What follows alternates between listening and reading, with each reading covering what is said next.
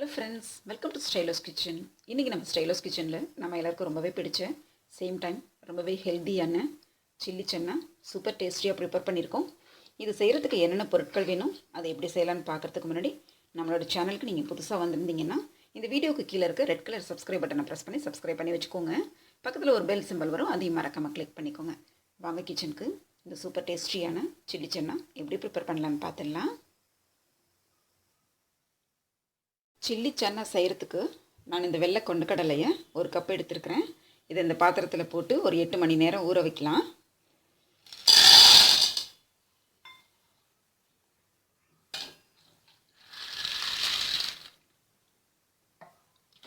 இது நல்லா ஊறட்டும். ஊறின பிறகு நம்ம செய்ய ஆரம்பிச்சிடலாம். பாருங்கள், இந்த சன்னா வந்துட்டு 8 மணி நேரமாக ஊற வச்சு நல்லா ஒரு 4 விசில் விட்டு வேக வச்சு எடுத்து வச்சுருக்கிறேன். இப்போ இதில் நம்ம கார்ன்ஃப்ளவர் சேர்த்து மிக்ஸ் பண்ணிக்க போகிறோம். கொஞ்சம் கொஞ்சமாக போட்டுக்கலாம்.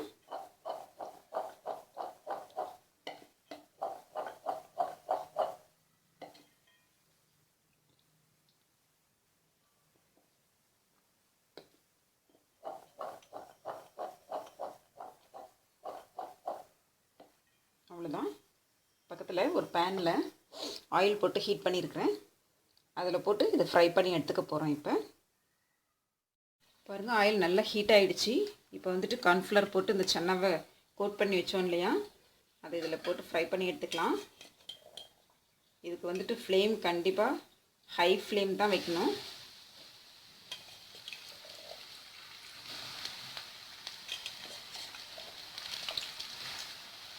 இது போட்டு உடனே கிண்டக்கூடாது. ஒரு 2 நிமிஷத்துக்கு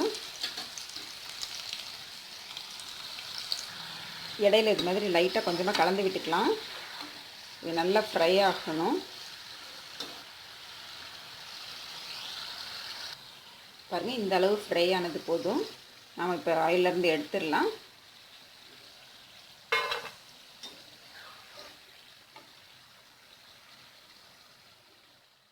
மாதிரி நம்ம மீதம் இருக்கிற சன்னாவையும் செகண்ட் பேட்ச் போட்டு எடுத்துக்கலாம்.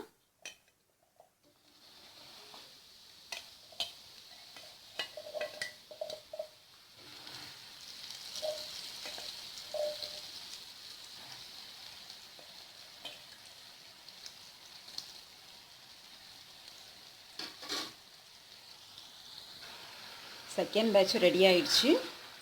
இப்போ நம்ம ஆயிலேருந்து இதையும் எடுத்துக்கலாம்.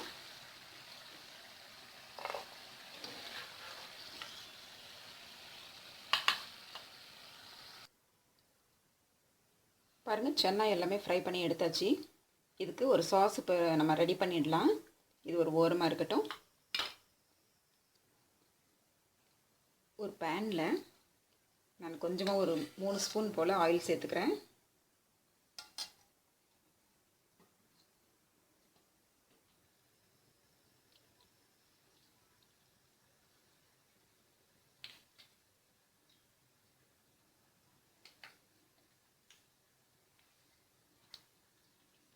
இதில் சன்னமாக கட் பண்ண பூண்டு ஒரு 2 ஸ்பூன் அளவுக்கு எடுத்துருக்கிறேன். அதை போட்டுக்கலாம்.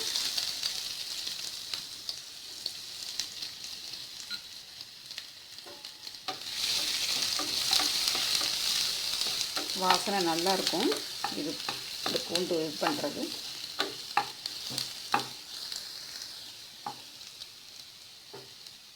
இது கூடவே ஒரு மீடியம் சைஸ் வெங்காயத்தை சின்னதாக கட் பண்ணியிருக்கேன், அதையும் சேர்த்துக்கலாம்.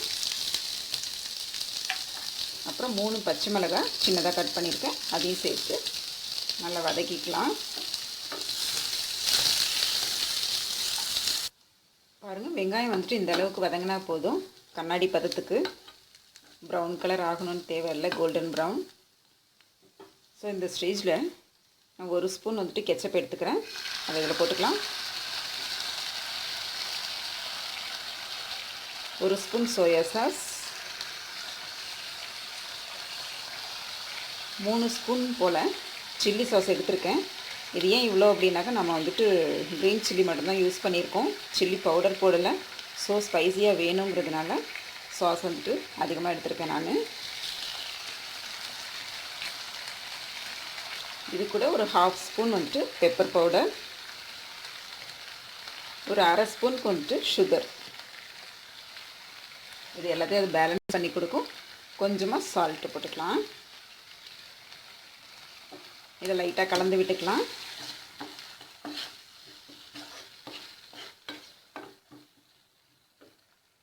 கலந்த பிறகு நான் கொஞ்சமாக வந்துட்டு ஒரு 3 ஸ்பூன் போல் கேப்சிகம் பொடிசாக கட் பண்ணியிருக்கேன், அதை சேர்த்துக்கிறேன். கேப்சிகம் நல்லா வெந்துடக்கூடாது, அதுக்காக தான் கடைசியாக சேர்க்குறது. இதோட நமக்கு வந்துட்டு சாஸ் வேணும் இல்லையா, அதுக்காக ஒரு ஸ்பூன் வந்துட்டு நான் கார்ன்ஃப்ளவர் இது மாதிரி தண்ணி ஊற்றி கரைச்சி வச்சுருக்கிறேன், அதை சேர்த்துக்கலாம்.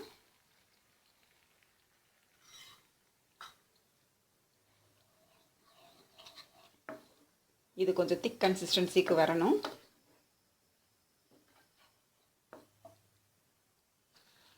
பாருங்கள், கார்ன்ஃப்ளவர் கலந்து ஊற்றினோன்னு எவ்வளோ திக்காக வந்துருச்சுன்ட்டுன்னு.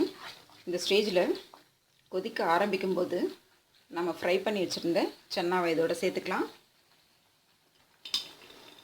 இப்போது ஃப்ளேமை கம்மி பண்ணிக்கலாம், சிம்மில் வச்சுட்டு இது நல்லா ஒரு மிக்ஸ் கொடுத்துடலாம்.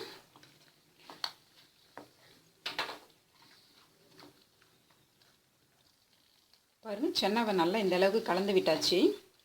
இப்போது இது மேலே நம்ம கொரியண்டர் லீஃப் போட்டு ஸ்டவ் ஆஃப் பண்ணிக்கலாம். அவ்வளோதான். பாருங்கள், ரொம்பவே அருமையான சுவையில் நம்மளுடைய சில்லி சன்னா ரெடி பண்ணிட்டோம். ரொம்ப சூப்பராக வந்திருக்கு, டேஸ்டியாக இருக்கும். இந்த ரெசிபியை நீங்களும் வீட்டில் ட்ரை பண்ணி பாருங்கள். இந்த வீடியோ உங்களுக்கு பிடிச்சிருந்துச்சின்னா ஒரு லைக் கொடுங்க. இதை பற்றின உங்களுடைய கருத்துக்களை கீழே கமெண்ட் செக்ஷனில் கமெண்ட் பண்ணுங்கள். இந்த வீடியோவுக்கு கீழே இருக்க ரெட் கலர் சப்ஸ்கிரைப் பட்டனை ப்ரெஸ் பண்ணி சப்ஸ்கிரைப் பண்ணி வச்சுக்கோங்க. பக்கத்தில் ஒரு பெல் சிம்பல் வரும், அதையும் மறக்காமல் கிளிக் பண்ணிக்கோங்க. அப்போ தான் நான் போடுற எல்லா வீடியோஸும் உங்களுக்கு நோட்டிஃபிகேஷனாக வந்து சேரும். சப்ஸ்கிரைப் பண்ணுறவங்களுக்கு என்னுடைய நன்றிகள். நான் இன்னொரு நல்ல ரெசிபியோடு உங்களை மீட் பண்ணுறேன். அது வரைக்கும் bye from Stylo. Thank you. Thanks for வாட்சிங். ஹெல்த்தியாக சாப்பிடலாம், ஹாப்பியாக வாழலாம்.